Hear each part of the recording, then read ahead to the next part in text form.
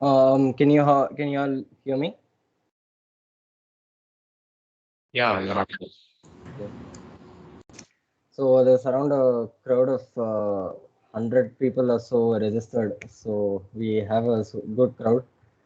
They'll start joining soon, hopefully. Yes. So good evening to everyone present here, and thank you very much for joining our first interactive session with Mr. Vijay Varda. Mr. Vijay Varda is an alumni of the Mechatronics Department batch 2014 of MIT Manipal and is the founder and CEO of Fractal Works. Fractal Works, being a startup of Manipal Institute of Technology, working on the technology of 3D printing, has seen many successes, and we are honored and delighted to have Mr. Vijay share these experiences with us. So, thank you so much for joining ISA and choosing ISA as a platform to interact with the fellow students. I would Thanks for like to having me. pass it on to yeah. I would like to pass it on to the secretary Achut to carry this event forward. Thank you.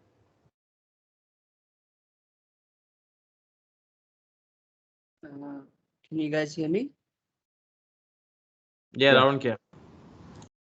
All right, all right. So, along with our speaker, Mr. Vijay, we have Mr. DIP Prabhakar, sir, placement coordinator and assistant professor, Department of Mechatronics, MIT, with us. Sir, I'd like you to enlighten us with a few wise words as well. Uh, Good evening, everyone. Good evening, everyone. Firstly, I would like to welcome you all for this wonderful session, which is with Mr. Vijay, CEO of and founder of Fractal Works. So, HOD sir will be joining in short while. He's busy with other meeting. So we'll just start. We'll start the meet. We'll start this session, and sir will be joining us. So, on behalf of the Department of Mechatronics, MIT Manipal and ISA Manipal chapter, I welcome Vijay for taking time out and interacting with our students. And I would also like to welcome all the participants who are there in this session. And this is one of the talks which these Achyut and Arvind have been planning for quite some time. And it's been a good effort from their side. So with this small introduction, small thing on from my side, I welcome you all once again for this session. Thank you. Thanks a lot, sir. I'd like to pass it on to Mr. Vijay to get started with the session. Hey, what's up, people?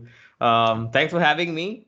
So I have a session planned out for you guys. Let me just give me a minute. I will share my screen.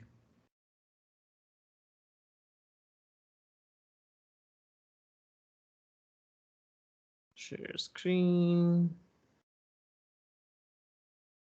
Okay, can you see my screen? Yeah, it's visible. You can see the presenting wala screen, not the presenter wala screen. Yeah, we can see the presenting one screen. Yes. Ah, perfect. So hi guys, I am Vijay. I passed out of mechatronics in 2014, and sort of I'm going to take 10 minutes of your time to sort of introduce you to what I've been doing before college, in college, and since college. So the first 10 minutes is about that, and with any beginning, sort of everybody's beginning starts with childhood. So this is sort of my beginning, like fast forward through my childhood. It was fairly normal, but one thing set it apart. Nobody would really buy me any toys for birthdays or for Christmas. But they had good reason to, because most of my toys would end up like this. And I was a curious kid who would rip stuff apart and things wouldn't generally come back together. But my father, being a very smart man, had an interesting solution to this. He said I could have anything I wanted, but with one condition. I would have to build it myself. And sort of this got me into a journey of making since an early childhood that sort of has lasted till now. I mean, like I was conditioned in a way to become an engineer much before like people start sending their kids to IIT coaching or something. But like I loved building things. While I was making things, I felt like Dexter, and this is what I really wanted to be like. I wanted to be like Dexter growing up. I wanted to wear a lab coat. I wanted to build robots that save the world. So I mean, like when you grow up in India, there's only one career choice really when you want to, make things, and that is engineering. Credit to my father. I mean, this is a really interesting way to trick your kids into taking up engineering. So that landed me up in none other than Manipal, and then that's where I got my student ID. This is my student ID. So again, here I am, joined college expecting to get lab coats, but you know the real story. Engineers don't wear lab coats. This is what we get to wear. This is the closest to a uniform that we have. But again, I still got to build a lot of robots though. Again, I was one of the founding members of Robo Manipal. So that's sort of the first sort of enterprise in a way in which, like, I would say is still, it's lasted 10 years, so it's still successful in my books. But most of my time in college went into building a lot of robots with Robo Manipal, with myself. Again, I would take part in robotic competitions all across the country. I won IIT Bombay. I won NIT Surat. Basically, I would just end up. This is actually the last video is actually my room in ninth block, which was like a secondary workshop after Robo Manipal workshop. But anyway, again, most of my college was spent building robots, and I don't know if parents still tell this lie where you do well in 10th, you do well in your board exams, and then the rest of your life is chill, like college is chill. Do parents still tell kids this? Yes, yes. So basically, my parents told me the same thing, and I took them more or less seriously. I mean, my grades did suffer, but at the same time, I was just having fun making all of these things. Again, that's the entire reason why I became an engineer. But every time they asked me and reminded me about my grades, I sort of like had it in writing about like what what they said about after school life is chill. So they didn't bother me much after that. So then continues my journey of building robots. One particular robot, which was a really interesting project. Again, this was something that I used to control with my mind. I wanted to learn. I wanted to learn signal processing. I wanted to learn again in brain control human interfaces, and my specialty at the time was controlling robots. So as somebody who would build robots to enter into competitions, which was like again entering the games in a way, it used to be really cool where you design a better controller. I used to take a PS2 controller, PS3 controller, interface with a robot, and program all the buttons in a way, and that would give me like an unfair advantage in the system, and that's what I used to win. So human machine interfaces was my thing, and sort of that led me on to sort of researching on a brain computer interface, and I was working on this project, and this got a lot of attention. We won a lot of competitions. We published a paper that is today well cited, and a lot of research has resulted out of this project. But at that time, the college got really interested, and they basically said that, hey, this is a pretty interesting project. Why don't you start a company on it? Basically, we won provenance without intending to. But then I'm like, oh shit, abhi kya kare? So I'm like, I was still in the third year, by the way. I still had a year to go before placements. And don't get me wrong, I was like, I had no intention of starting up a company. Um, my none of my I mean, I'm not from a business background. My dad's a doctor, been in the doctor. My three generations of people in my family have been doctors in the defense for donkey's years. And then suddenly, like, somebody tells me to start up a company. I'm like, what is this? I wanted to go for higher studies. I wanted to join Boston Dynamics. I mean, I wanted to become a researcher in robotics with my experience in building robots. But I looked at this as an opportunity that, okay, fine, like entrepreneurship is something that's interesting. I mean, I don't think life will ever give me an opportunity like this. So take let's see how it goes. I mean, worst case scenario, I mean, it'll fail, but it'll look good on my CV. And definitely when you're like applying for MIT, the MIT in Boston, I mean, they look for stuff like that. So I thought it'll help my CV. So I'm take it a startup. But The problem was, again, we had to take this, what is in my hand, which is basically a tiffin box on wheels, and we had to turn it into a product for the paraplegic, for people, somebody who's paralyzed, to be able to control their wheelchair with their mind. So that was the sort of correlation. So I mean, we are a bunch of kids. Nobody would really help us make a product. I mean, what did we really know? I mean, we had hardly any money. Only willpower was keeping us going.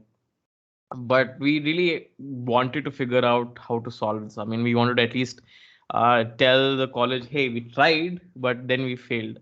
So that's when we found out about so one more thing about this. So if you've seen Iron Man 3, Iron Man 3, where he's controlling the suits with an helmet. So I designed that helmet basically, and I was like, hey, I want to make this, and this is going to be the helmet to control the robot. But the question came, how do I make it? So that's where I discovered, two important concepts which has sort of helping me since. So 3D printing, which is this amazing technology where you can convert any three-dimensional file, digital file, into a physical object, and open source hardware in particular, meaning all the source files and documentation to recreate a particular project is made available, and there's a community of people to really support you and make things. And using this, we made our first 3D printer. This is in Innovation Center. We had a little small office in Innovation Center. This is just at the end of 2013. I was finishing my third year, getting into my fourth year. But I mean, we were supposed to make our mind control headset with this. But what ended up happening is that, I mean, generally at that point of time, it's like anything that's like, ooh, shiny, and then you go after it. So I mean, 3D printing was really fascinating, and at that time it was really mind blowing. I mean, we hadn't seen anything like that, and I've been building things since childhood, right? And suddenly this technology comes in and completely changes the game. And so basically, again, we kept working on a 3D printer. It wasn't up to the mark. It would keep failing. I mean, I would have countless sleepless nights where I would sleep in the office and sleep next to the 3D printer and really hear if anything is wrong, and wake up if something is wrong and try to fix it and try and recover prints. I mean, I did get into trouble with the hostel wardens a couple of times because I was absent for so many days. But ultimately, this is where I was not doing some random things outside college.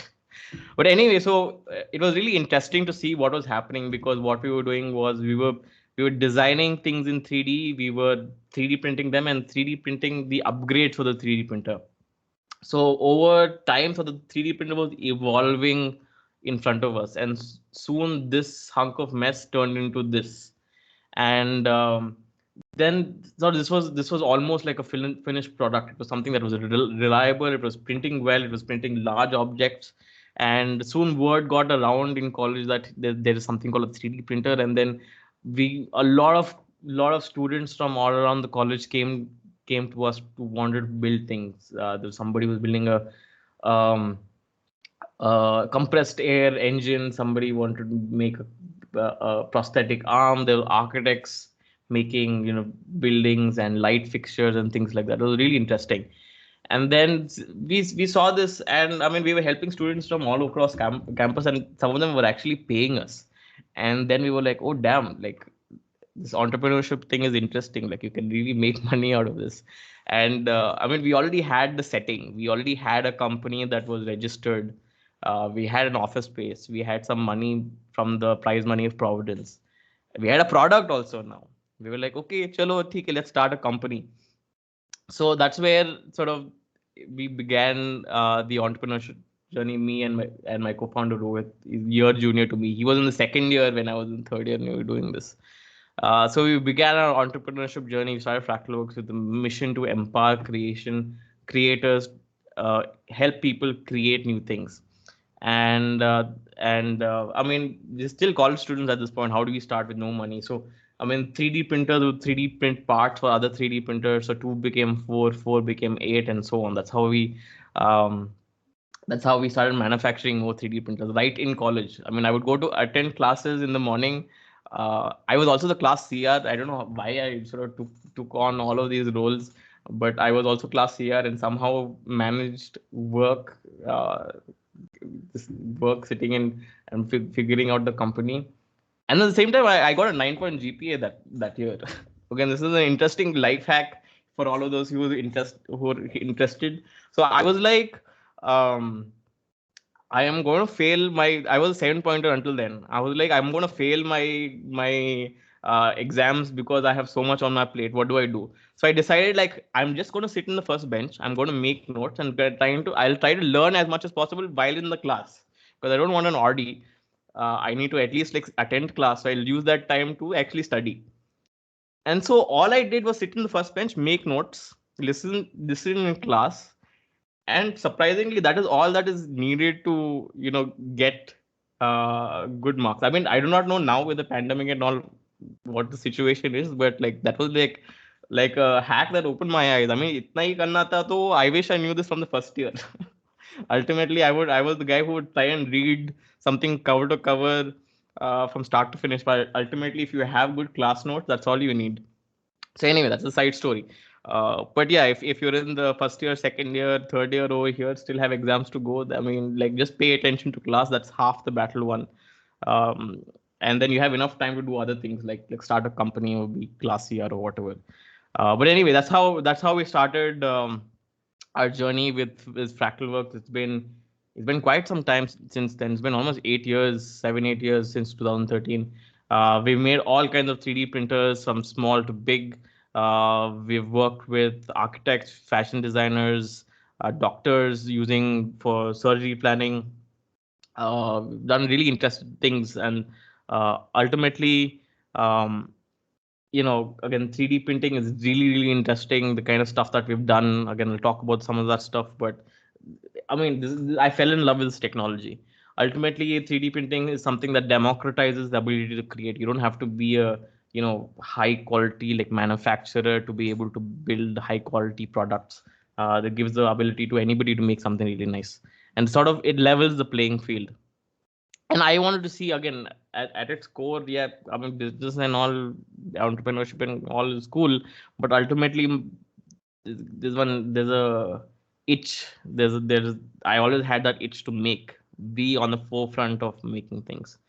But anyway, so we kept making printers. We have a whole range of 3D printers today, starting from I think a lot of the Julia Extended, Advanced, and the Volterra are in college. By the way, we set up the Volterra last year. So in case you get to go to college, um, do check out the Volterra, which is at the MIT workshops. It's our flagship printer. Really insanely proud of it. It's an industrial printer, but ultimately again, so this is what we make.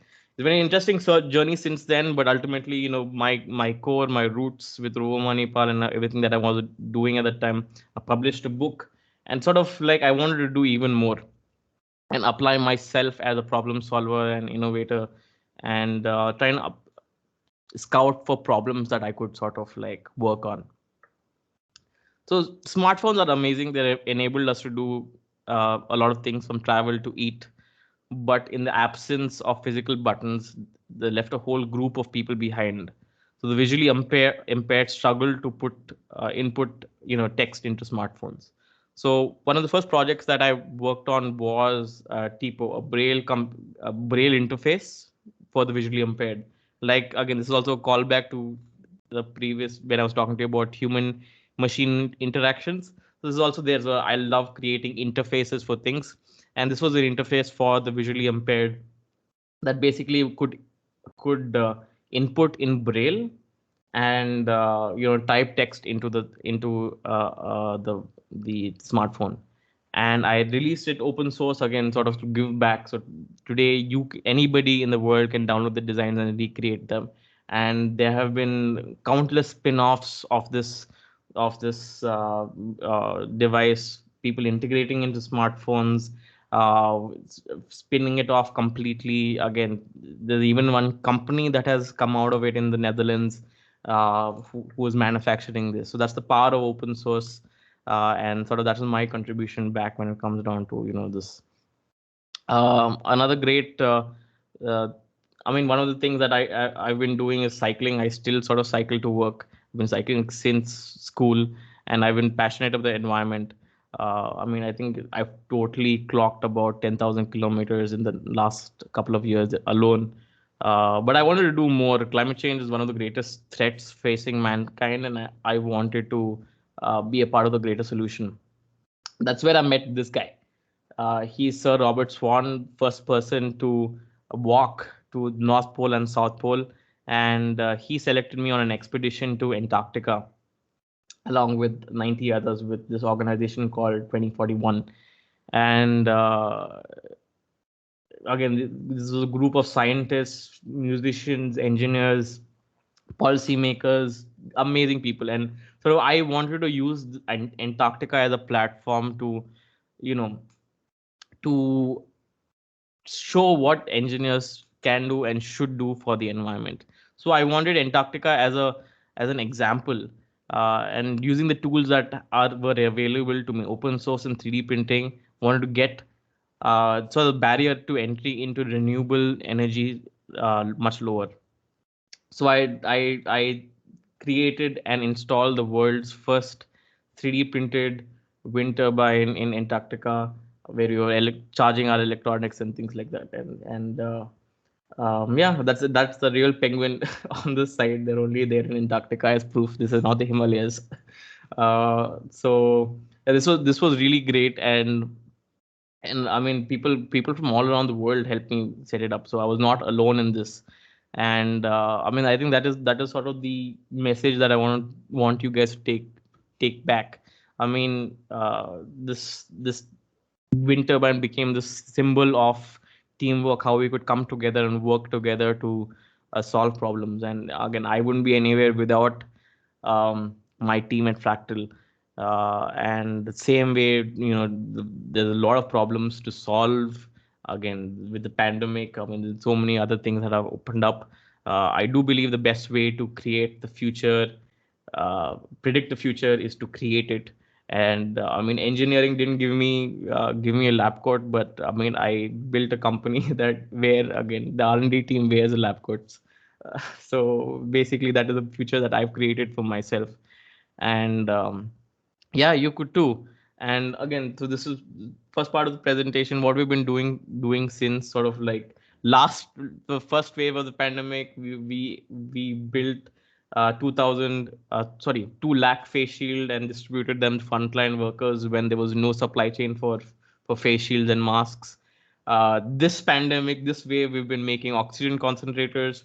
So you can see sort of the trend continues, where sort of I can't sit still when it comes down to, if there's a problem worth solving, then we need to get onto it. And I think that is the responsibility of an engineer, right? Ultimately, we are problem solvers, and I think it is such a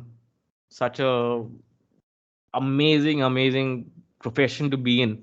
And I think, I mean, sadly, that's not the way a lot of people think. But ultimately, again, one of the reasons I want to talk to you today is about what it means to be an engineer for me. It's beyond just a career and making it is sort of like a part of life. And yeah, that's all from my side. When it comes on the presentation, I mean, I do have an ulterior motive for this. So I am starting a course. I mean, ultimately, I've not been selling too many printers during the lockdowns. So ultimately, I thought, okay, what do I do with my time? So we have created a 1 month long course. I will be sharing details. I think ISAT will be sharing details with everybody over here later on. But a 1 month hands-on course where, again, just like how I used to learn in college, where I used to build things, and while building things, learn how to do things. Um, have a hands-on experience building a project of your own which solves a problem for you. I mean, like anything that, if you're stuck at home and you need a work from home solution, something to work on that. So we have a hands-on build. We have every day for 30 days. We're going to have live Q&As. We're going to have binge-worthy content for that you can watch every day learn how to use everything from Arduino, Raspberry Pi.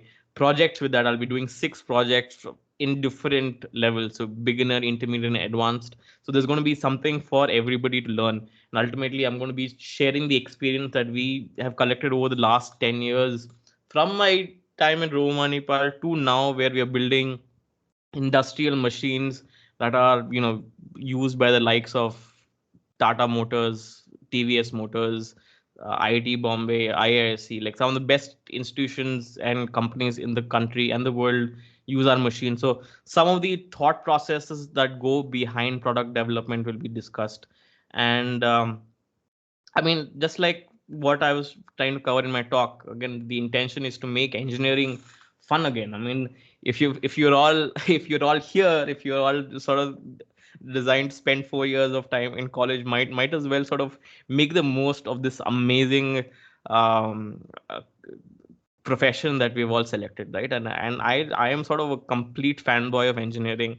I wouldn't be anything else, and ultimately um, it's an engineer's responsibility also. I think it's such a um, amazing field where you are responsible to solve the problems that the world has to offer, and there's so many of them, right? There are problems in your own household, your own city, your own country, and the world. Again, there are problems at every level, and there's something always to be solved. And ultimately this course is to teach you to be problem solvers and apply yourself to solve those problems, and give you a framework and the skill set to be able to do that.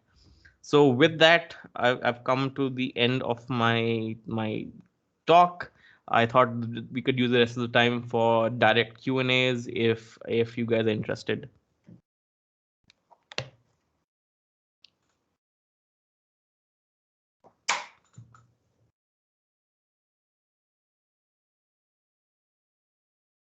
You guys can't That hear was me. such a really enlightening session. I mean, we feel really inspired listening to you.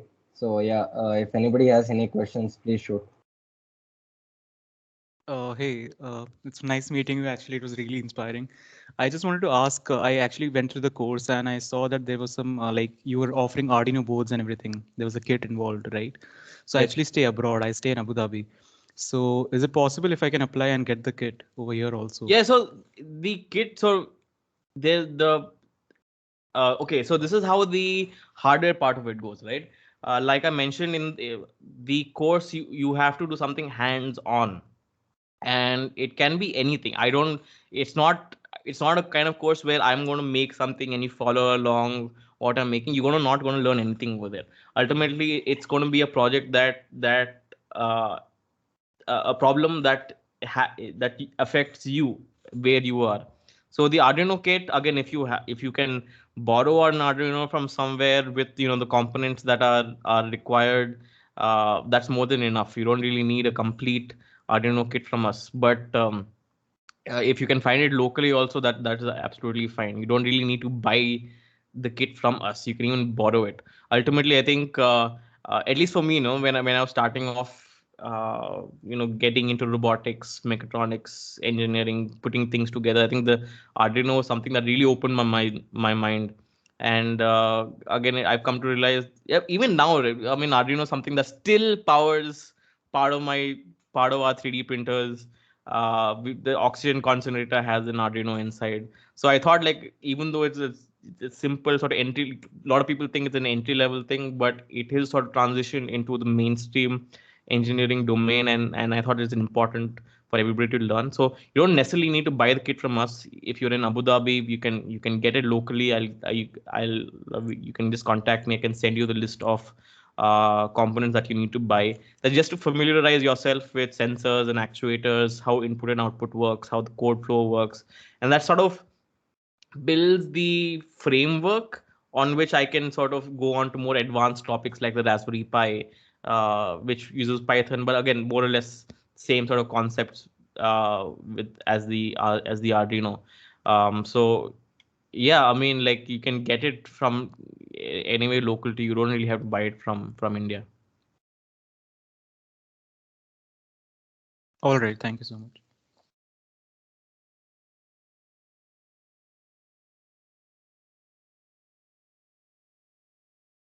So did I put people to sleep or something? Hi. Nobody's asking questions. First of all, really inspiring talk.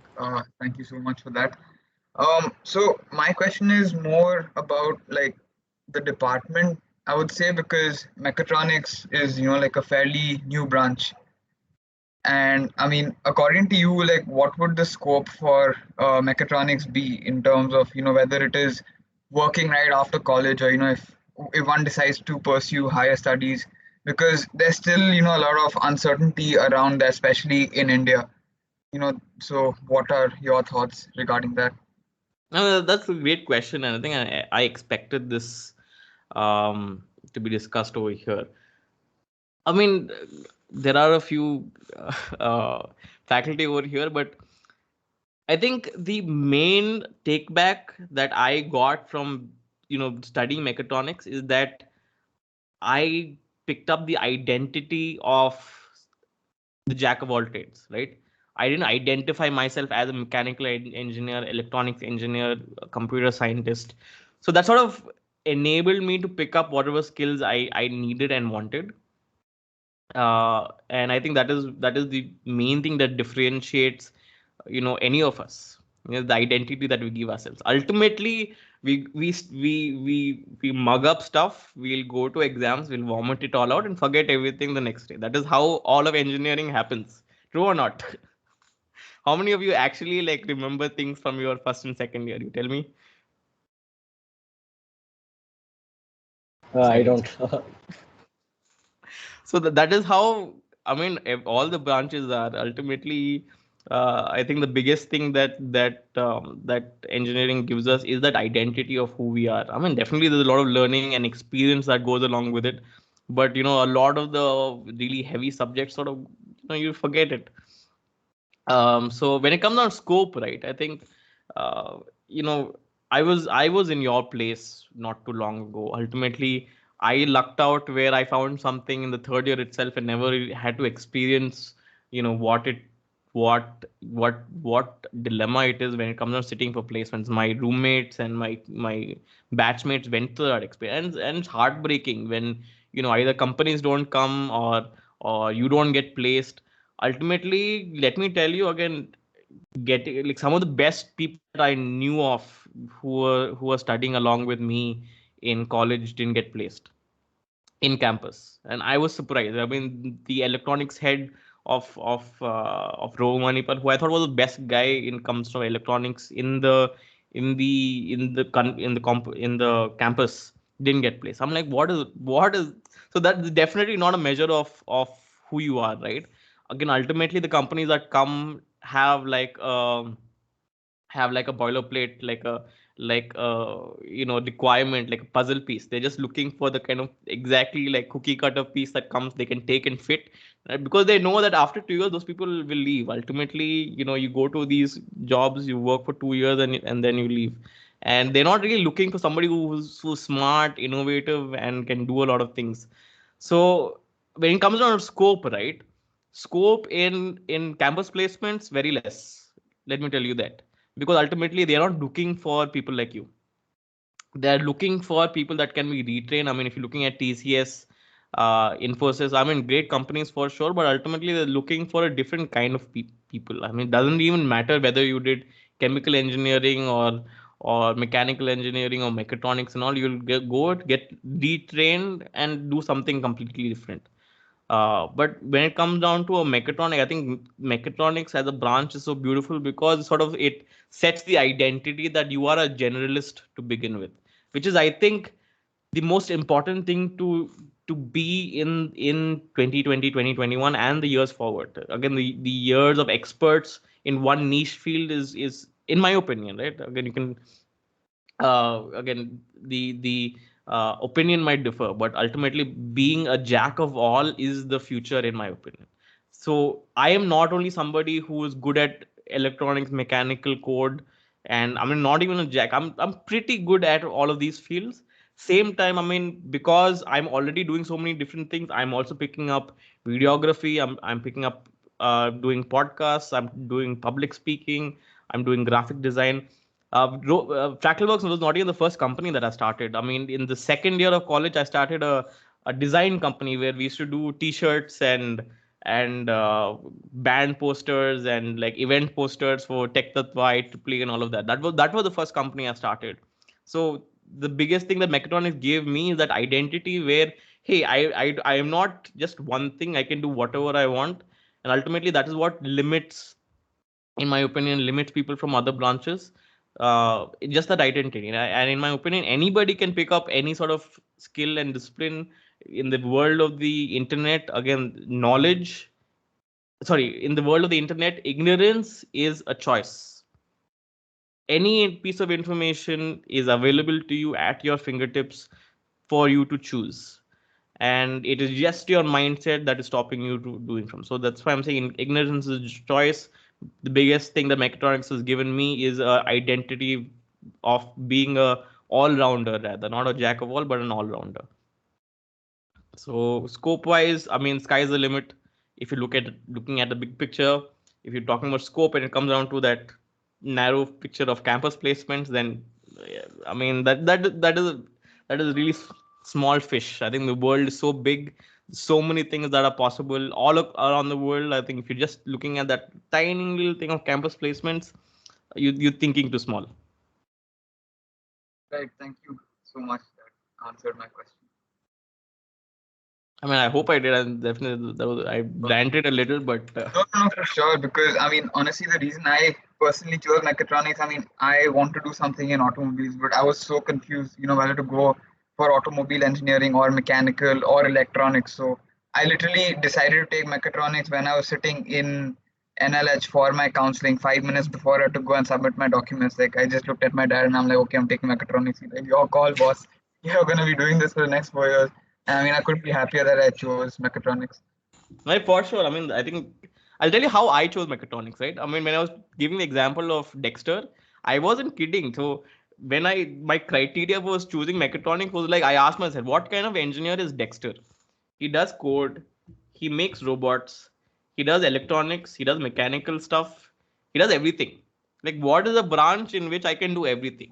That is mechatronics. So ultimately, that's where sort of like I landed up, and best sort of decision of my life. Right. Thanks so much.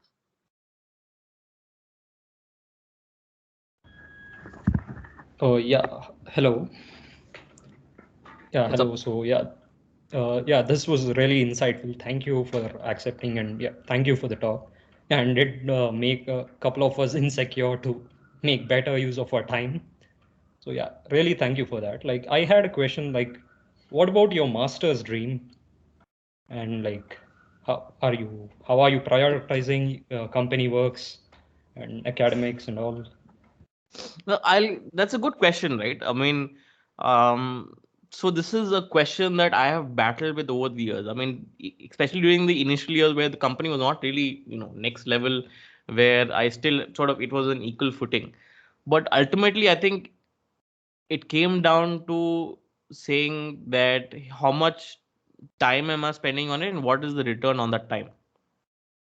The reason why I would say master is a good idea is if you, I mean, you're not going to learn too much. To be honest, I mean, it's going to be a repeat of Manipal. Again, depends on the college that you go to, depends on the professors and all of that. But in most cases, again, people from my batchmate, from my batches, from my whatever years who went this to masters didn't really learn much. But again, when it comes down to networking, especially when you go to like Ivy League colleges or you go to IIMs or ISBs, the networking is next level. The alumni are next level. The friends and people that you make over there are probably going to be high achievers in years to come. I mean, that is the main reason why I would say higher education is worth it. I mean, there's another side to it when come if you want to become an academician, if you want to do research. I mean, that is also great too. But again, I do not know too much of that to suggest. So again, I'm just primarily looking from an aspect of um, practically going for masters because you want to pursue a career with the help of masters. Now, when it comes down to what I thought for myself, again, this is still an evolving thing. Ultimately, am I growing as a person in terms of my skill set, my experience as an engineer, as an entrepreneur, in business, in management, every year on year? How much is the return? Again, ultimately, as an entrepreneur, I'm learning a lot and I'm paying myself. Uh, and again, it comes with a lot of positives of having an outreach, meeting a lot of people, and actually creating a network of people from all around the world. And I was able to do that as an entrepreneur, so I didn't feel the need to go and study masters. And ultimately, I had friends who studied masters who I've kept great relationships with, and when I need, I've called upon them to sort of activate their alumni network when I need help, and that's been helpful. So again, one thing to take back, even in your college time, you do not know who will be of help to you. Make sure you keep as many friends as possible. um, I used to help a lot of other branches whenever anything hardware used to come, right? Anybody in any branch uh, in Manipal, if you had any hardware electronics problem, they would come to me, and I would help them out for free. And sort of this created a great network for me while I was doing my bachelor's. Ultimately, throughout the years, right? Again, even yesterday when I was talking to somebody else to get a hold of the kits that we're going to have for the course. He is a Manipal alumni who started a company in all these electronic components and all, based in Bangalore. So you never know when somebody will come in handy. So yeah, I mean, masters ultimately is expensive. I would have to spend quite a few number of years to pay off that loan. I know that even when it comes down to the decisions you make, right? Especially when you're young, I wouldn't say you should take the decision that will bring you the most money. Take the decisions, take the opportunities that will bring you the most experience, from when you're 21, 22, when you're leaving till you are 25 to even probably 30. Get the most experience possible. If that is a master's, let it be. If that is working for a company, let it be. If you just want to like travel the world, let that be. But ultimately, keep growing your experience, and that is what matters the first few years. And I thought, like, I mean, I might be wrong, but ultimately, I didn't want to get myself into debt and sort of spend the next few years, just working in jobs with the perspective of, hey, what is the job that will pay me the most money, and not, hey, what is the work in which I will grow the most as a person, which is sort of, for me personally, the most important. And ultimately, it might be different for different people. I mean, there's nothing wrong with pursuing money, and definitely masters comes with a higher pay grade, but ultimately experience also counts for something. And if you can show for something with experience and awards or papers or whatever, that sort of has equal weightage. Yeah, really helpful. Thank you. Hi, my name is Karthik. A small question. What do you think will be the scope of AI to assist the design process of 3D printed components? Like, what do you think will Yeah, AI sure. play? I mean, great question. First, again, thanks for joining the course, Karthik. You're one of the first guys who joined. So there's this concept of generative design which is picking up, which is really interesting. We are an Autodesk partner, so Autodesk has this software called Fusion 360. By the way, I am teaching Fusion 360 in the course as well. So Fusion 360 has a generative design element. I mean, I'm not teaching generative design; that's a little too advanced, but at least you'll get there. So it has an aspect of generative design, which depending on your input, your stresses and strains, it will automatically generate a three-dimensional structure. And I think what AI has to offer when it comes down to mechanical design is no more is no more is a CAD designer, and a CAD software, which is traditionally, an active and passive element. A CAD designer is the brains of entire thing and has to sort of make use of his experience to create something. But it's going to change where it's going to be a more of a partnership between a CAD designer and a CAD package, which has generative design, where you are posing it questions, you're giving endpoints, you are simulating how exactly that part is going to be used in the final version. can be a quadcopter, can be a performance racing car. You are simulating the kind of stresses and strains that will go through, and the computer with its massive computational power is able to generate an entire sort of plethora of design options, which you can then select from and choose. So this is definitely something that's very exciting, which is, in my opinion, with 3D printing, which is what the 3D printing is the only way to make those designs. Traditional manufacturing cannot make those designs. They look like roots of a tree, or they look like very organic, natural looking things, which is not possible to manufacture. So only 3D printing can make components like that. So generative design and 3D printing, and that's and AI all play together, and I think there's some really interesting things that is going to happen in the next decade when it comes down to how all of these things intersect. Yeah, that's a pretty interesting topic.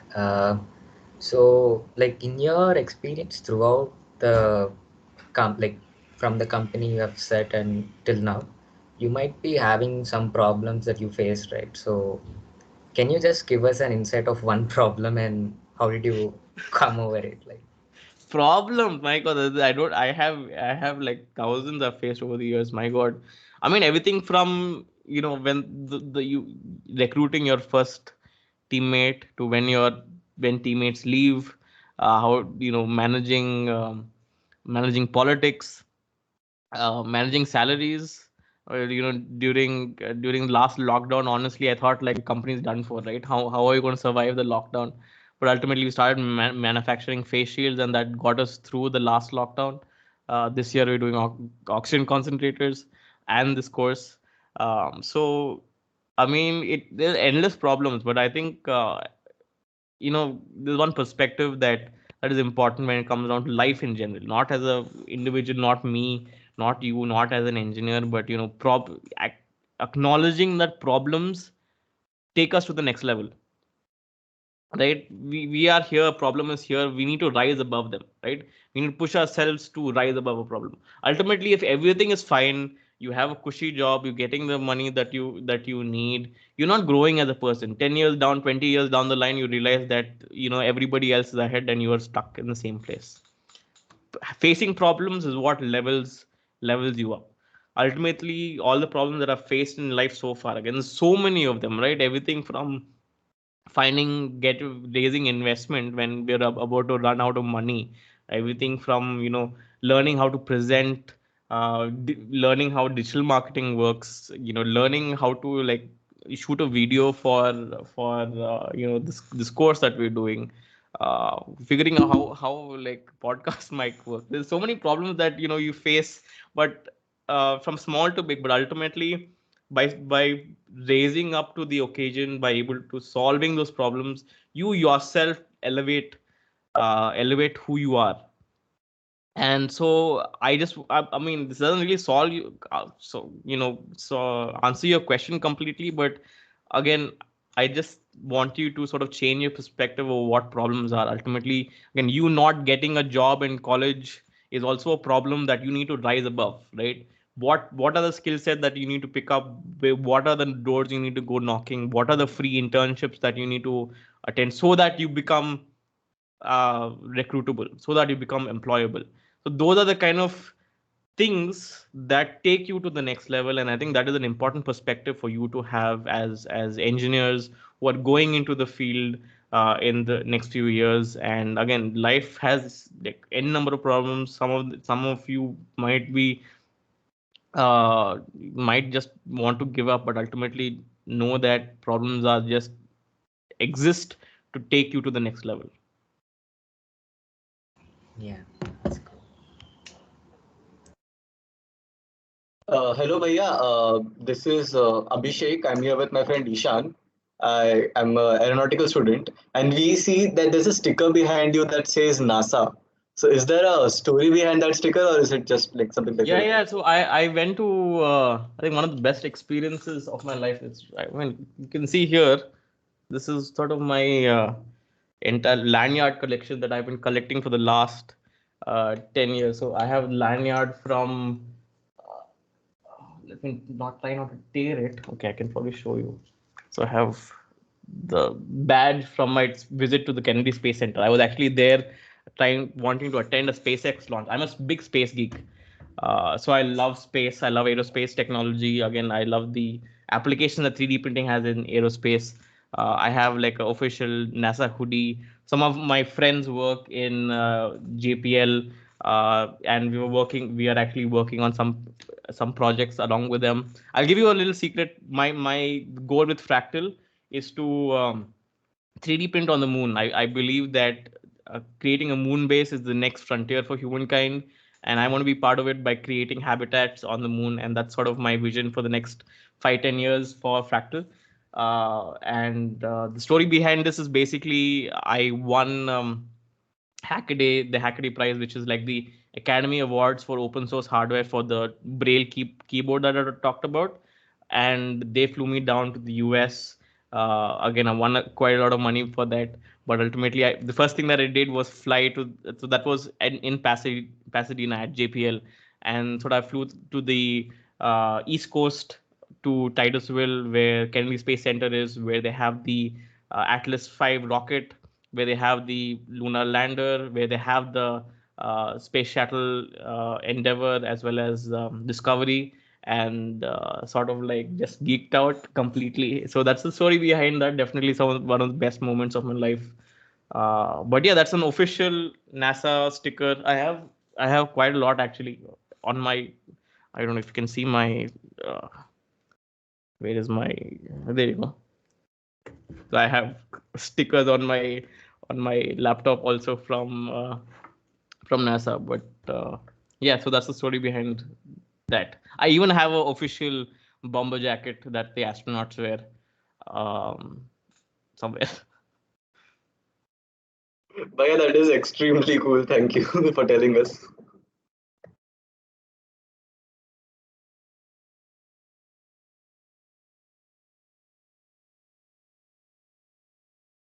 Since we spoke a bit about masters, and I mean, not everyone would want to maybe pursue masters. So, what would your advice be if one was to sort of navigate the startup space right after college? You apply for internships, dude. Like as many get. I'd say every 6 months change your job. Every like for 2 years, maybe just every 6 months go. I mean, that's what I would do, honestly. Figure out what are the 4 topmost companies which sort of align with my thought process as an engineer. Can be somebody like Ather Energy for electric vehicles, or some there are a lot of drone companies that are coming up. I mean that they don't have to pay well, and generally the thing with startups, unless you're working for like Swiggy or like a software company, I mean, they don't really pay well. So again, for first 2 years, whatever, either you just go for the company that you really like to work with, and just work with them and gain as much experience as possible. And I think over the years, right, I think who I was as a person changed because of the experiences that I've had. I was a completely different person in college because I thought the world was a certain way, right? I thought the world was like this. Ultimately, with every piece of experience that you pick up, your idea of the world changes. I call it how your knowledge of the machine. If the world is a machine and you think it works a certain way, with every experience you learn a little bit about it, and again your path and decisions might change completely. So even when it comes down to masters, right? I know enough people who one regret the branch that they've chosen in college, regret the masters branch that they've chosen in college, regret the jobs that you've chosen. Don't get into that thing of regret. I mean, ultimately every choice is a choice. It is something that you have chosen to do, and you can choose not to do it as well. And just you sort of like pursue things that make sense for you. Navigating the startup fields, ultimately, yeah, it's gonna be tough when it comes down to what the pandemic means. And I think all you guys, I'm not sure what the world has in store with you, but things are going to be really, really tough, especially for hardware folk, right? People who want to work in making things. I mean, like, software is evergreen, more or less. That'll always be there. But if you're like me, who just cannot survive without making things with your hands, then it's going to be tough for a few years for sure. But again, use this time as for gaining as much experience as possible, growing as an engineer, growing as a problem solver, growing just your mindset. Read a lot of books. Use the downtime to be able to gain as much knowledge. And yeah, I mean, that's what I would suggest. I mean, you know, first few years out of college, don't necessarily go after the most highest paying job. I know it's a big, bargaining sort of thing where you can say, hey, मेरे को इतना LPM का package मिला and all of that. But long run, it doesn't matter, right?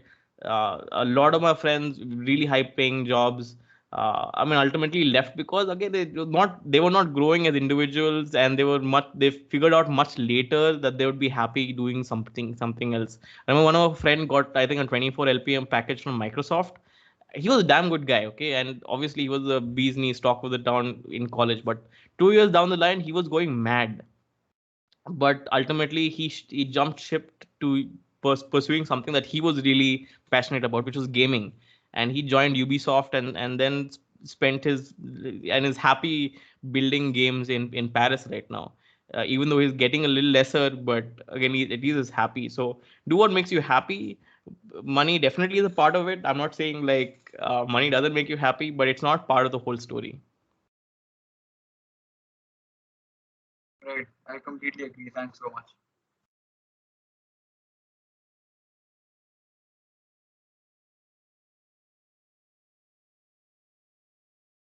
Hey, Shashank here.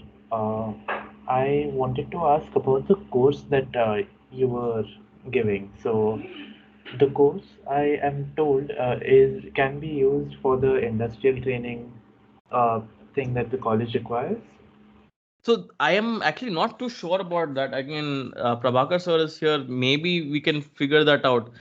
I mean, ultimately, in my opinion, uh, the experience that we want to give every person is akin to what you would get in an internship, right? You would have a hands-on project physically that you would need to make by applying all the skills across design problems, design thinking, and electronics, mechanical code, and putting all that together. You will be having question answer sessions with me and my team every alternate day for the next 30 days. um, so it does feel like, again, you'll possibly even get more than any other internship. So it really up to the department to say if that is possible to do. I mean, I really do not know the situation even on the ground, right? When it comes down to hardware companies, even offering internships, most of them are in a hiring freeze because of the pandemic and all. I have a feeling that it might be difficult for you to get internships outside. I'm not sure if you guys have tried, but I think if it's possible for the department to sort of agree to make this a part of the industrial training, I think it'll be good. So again, it's not for me to decide, but that is something probably we can work out with the college. Right, I see. Thank you.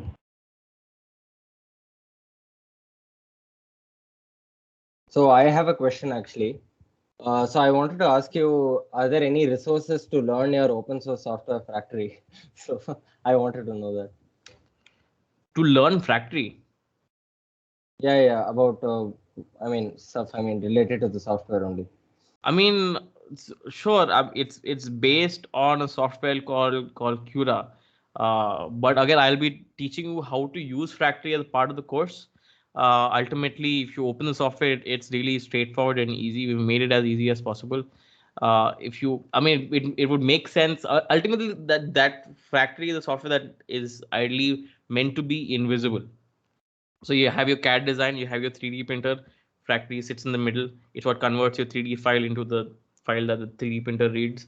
So it's not something that I would even like suggest you learn, because we've tried to make it as simple as possible, because ultimately it doesn't matter. What does matter is how you design and how you want it 3D printed. Factory is just the way in which you do that. It is not that difficult.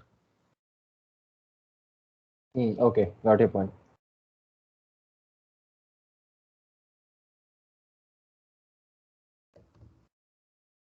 Yeah, this is Karthik. I have one small query here. Like I have worked in one of the companies called Ace Designers. They were actually Oh, manufacturing. Ace is right. Ace is in Pina, good friends of Yeah, ours. yeah. Like they were at the end they were working on metal 3D printing. What do you think of that technology? Like, is it going to be revolutionizing because all the milling machines, turning machines are going to be obsolete if the 3D printing comes, metal 3D printing comes into picture? Like, what are your views on it? Sure, sure. Again, just fun fact: a lot of the plastic parts on their metal 3D printers are 3D printed on Fractalworks 3D printers. So we've been helping them develop their metal 3D printer for a while. So the metal 3D printing has specific applications where you have very complex geometries, but ultimately the cost of production is way, way more than CNC machining or lathe. So I do not see it replacing traditional manufacturing, but I do see it replacing some very high-end applications. If you draw a graph, right, of complexity on one axis versus number of parts on the other axis, right? So when it comes down to 3D printing, it doesn't scale too much when it comes down to number of parts. So if you have to separate this into quadrants, 3D printing will be high complexity but low number of parts.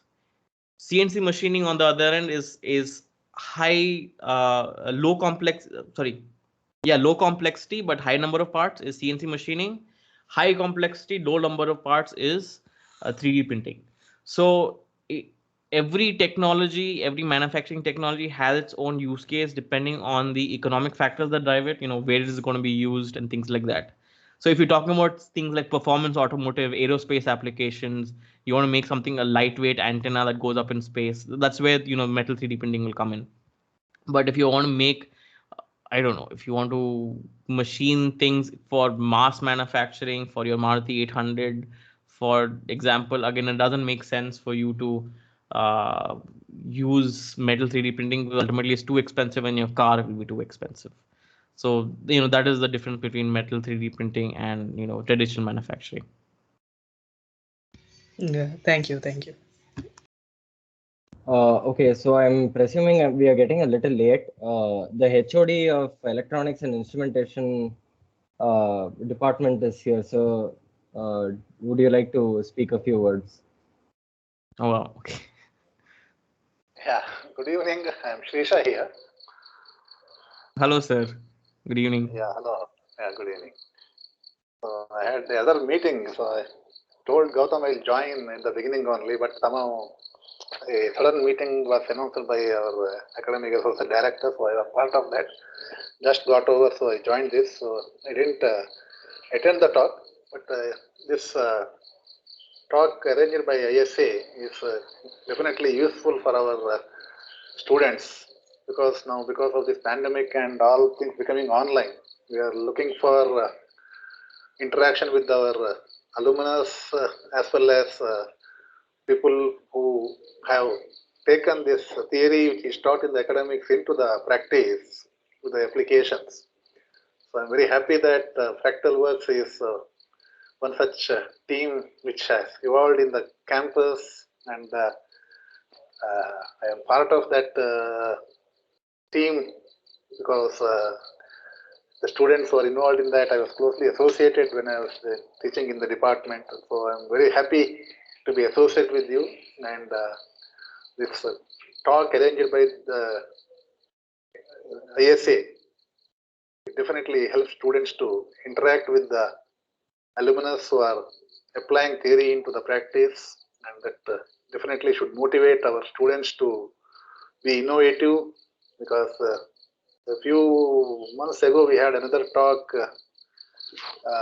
there also regarding this COVID applications and all rapid antigen test, all the tools developed by your 3D printing technology was announced, was discussed, and it was very fascinating, and it is really motivating, and I appreciate the effort you are putting to take this into the societal needs, which is definitely, and adding to that, it is the present government's policy also, Make in India, Atmanirbhar and all.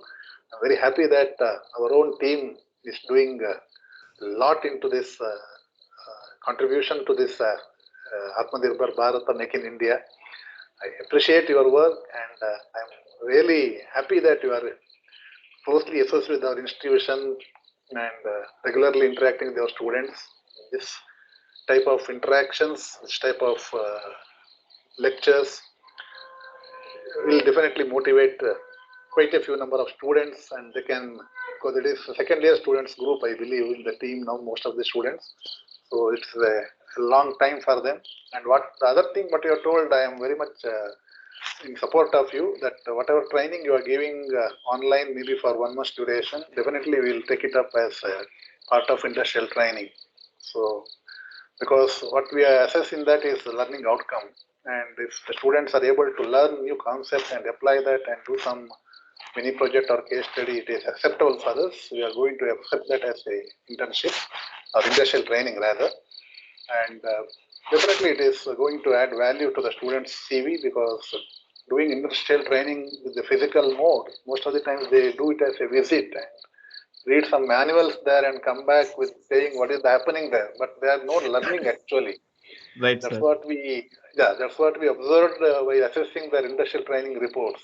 So it is 1 month or 3 weeks, they just visit the company, visit their various production locations, and then simply they come up with some materials which is just describing what is there in the industry, what they are doing. So actually saying there is no learning.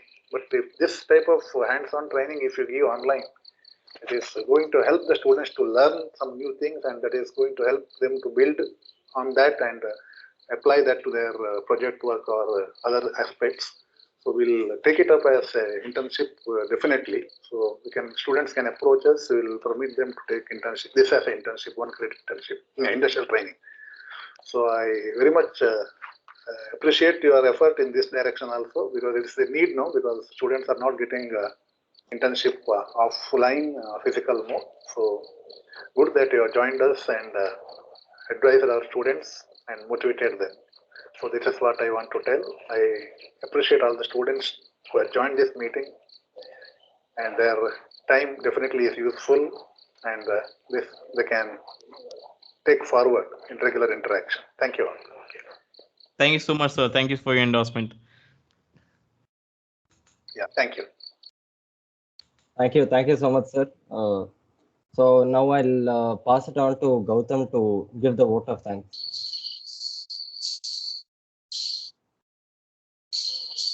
Thank you very much, Vijay sir, for a very informative evening. This evening was indeed very fruitful, and we gotten a lot of accomplishments in your field, and also how your team has done a very commendable work and progress during this build oxygen concentrators and face shields, thereby helping the mankind in the best possible way, which it was really needed during the pandemic and the lockdown. We once again would like to thank you for this wonderful session, but this is not it. We have another interaction session coming up on 21st of June with a new audience. So let's look forward for another such lively event, and we'll enjoy the event that as well. Thanks a lot, sir. Thanks for having me, and ultimately everybody over here, just make sure that you if you had a good time, I mean, if you were bored, then okay, but if you had a good time, if you got something out of this, do share it with people. Do share it with people who did not attend, and make sure that they attend the session on 21st. If you think that what we are about to teach you is useful, we have a 1 month blast planned out for the course, so do join that if you think that is going to help you out. But even if it doesn't, that's okay. I am always open to helping MITians, and I've been doing that ad hoc for the last again, ever since I left, and every year at least like 10 to 15 people from MIT generally intern at Fractal. So again, do sort of like reach out to me directly, even if you do not want to join the course. But yeah, I mean, as a fellow MITian, again, it's great to be here. It's always been great to associate with MIT. And it's given me so much. It's the reason for who I am right now, for sure. I wouldn't have become an entrepreneur if it wasn't for MIT. Sort of it pushed me into this. It's weird for an engineering college to sort of like create more like businessmen, and I'm today creating jobs for other engineers. So which is sort of an interesting thing. I think that's the power that, I mean, I was exactly where you are, right? I mean, I'm no different from most of you guys, and possibly a lot of you are in a better position than me when I was in college. So I don't underestimate yourself because of circumstances. Definitely, like the pandemic has changed a lot of things, but in my opinion, sort of it has questioned a lot of the norms which society works with. It's going to be a completely new world. It's going to be a completely new world out there, and ultimately it's going to need a different breed of engineers, different breed of problem solvers to sort of navigate this new world. And yeah, I'm always there if you want to reach out to me. And yeah, do tell others to join the session on the 21st. Thank you. I now request our HOD sir, Dr. Chandrasekhar Bhatt sir, to say a few words before we wrap. Yeah, good evening, everyone. Am I audible? Prabhakar? Yes, sir. Yes, sir. Yes, sir. Yes. Hello. Okay. Yeah, first of all, let me say extremely sorry that I could just join just 3 minutes back. So I was in a different meeting. Very sorry, Vijay. Extremely sorry. I wanted to be present right from 6:30, but I have missed the entire okay, session except the last few words of yours.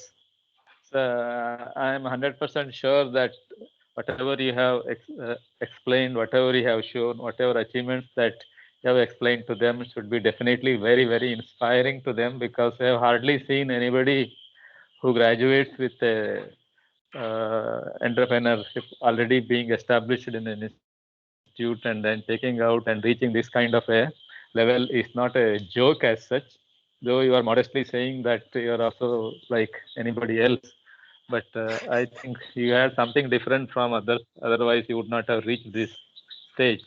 And that is the determination, hard work, and that is the inner desire to excel and achieve something in life.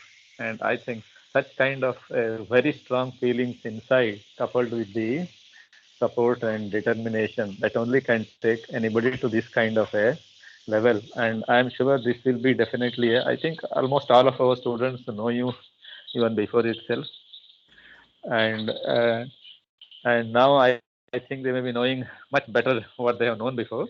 And I'm sure the kind of course that they are coming up with will definitely help them even more if they could go through that, so they could attend that course.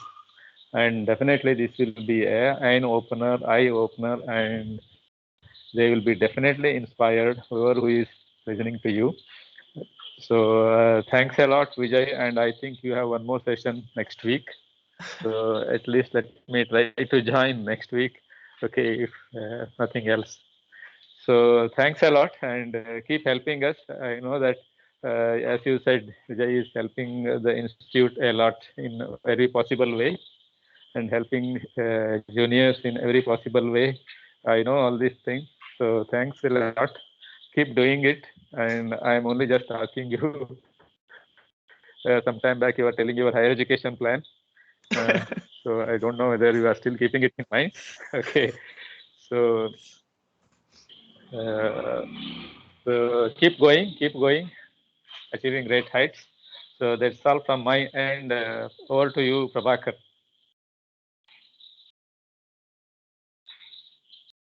Thank you so much, sir. I mean, like, it's always great coming and meeting you. I think every single time I've come to Manipal, I always make it a point to see sort of mechatronics department. And honestly, like it's like my second home. So it's not like, doesn't really feel like I'm giving back or anything. It feels like almost like my responsibility at this point, because Manipal has given so much to me over the years. It's crazy. I mean, like, I wouldn't be an entrepreneur if it wasn't for Manipal, and I wouldn't be dabbling with multiple fields of engineering and design if it wasn't for mechatronics. So it's always great to sort of have that identity that came from Manipal and from the department. And ultimately, I think like Sir put it up very well, where he said that it's just about that identity. It's about just that willingness to be able to grow, pursue your dreams, and do what you want to. And I think that is the only thing that separates anybody from some of the highest achievers today. That willingness to keep growing, willingness to keep learning, and whether that is from masters, whether that's from experience outside, it doesn't matter. And the only thing that matters is that constant growth. So yeah, thanks so much, sir, for your kind words. Thanks so much for having me. I'm really excited to be interacting with students also during the course. If you are deciding to participate in the course after this, do use the coupon code mighty, MIG. What is spelling of mighty? MIGHTY. During checkout for a discount. But yeah, it's going to be exciting, and I'm looking forward to interacting with you on 21st as well as next month when the course starts. Thank you, Vijay.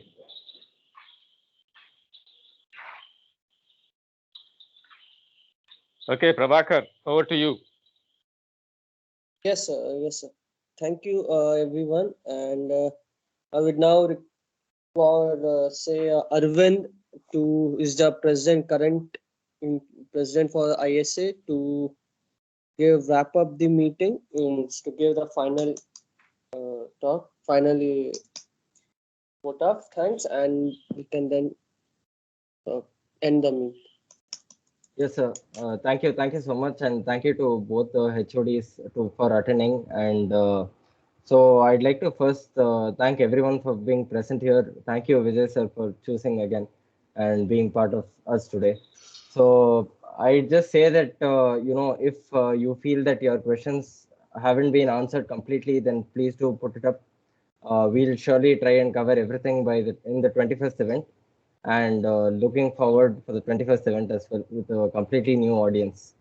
And so thanks again. Thanks to everybody. Yeah. Yeah, I'm on the Mechatronics Discord server, by the way. So if anybody wants to send me questions over there, that is also possible. So yes, thanks again. Thank you so much. And yeah, thank you. Thanks, guys. Thanks for having me. Hope I didn't bore you. I have a So habit it was of truly enlightening, and I'm sure people did gain a lot of inspiration, and your course is going to be a big hit for sure. Yes. Sure, looking forward to seeing you all there. Yes. We have a lot to offer.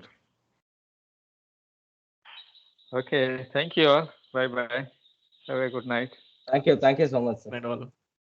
Thank you, Vijay. And thank you for the organizers. Thank you, sir. Thank you, everybody. Thank you. Good night.